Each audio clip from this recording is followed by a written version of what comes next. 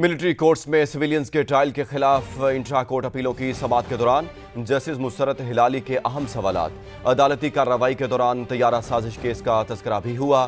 سہیل رشید کی رپورٹ۔ کیا فوجی عدالت میں کیس کوئی اور سنتا ہے اور سزا جزا کا فیصلہ کمانڈنگ افسر کرتا ہے؟ جس نے مقدمہ سنا ہی نہیں وہ سزا جزا کا فیصلہ کیسے کر سکتا ہے؟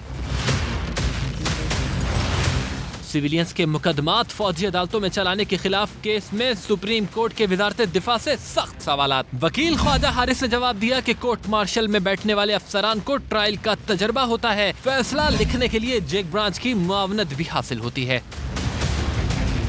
جسٹس امین الدین کی سربراہی میں 7 رکنی آئینی بینچ کے سامنے کیس لگا تو 12 اکتوبر 1999 کے طیارہ سازش کیس کا ذکر بھی چھڑا۔ جسٹس مسرت ہلالی نے کہا، ایک آرمی چیف کے طیارے کو ایئرپورٹ کی لائٹس بجھا کر کہا گیا ملک چھوڑ دو۔ اس ایک واقعے کی وجہ سے ملک میں مارشل لاء لگ گیا، پھر بھی وہ ٹرائل فوجی عدالت میں نہیں چلا۔ وکیل خواجہ حارث نے دلیل پیش کی کہ ہائی جیکنگ آرمی ایکٹ میں درج جرم نہیں۔ جسٹس جمال مندوخیل نے کہا، آپ کے پاس اکثریت ہے، کل ہائی جیکنگ اور 302 بھی آرمی ایکٹ میں شامل کر لیں، کون روک سکتا ہے؟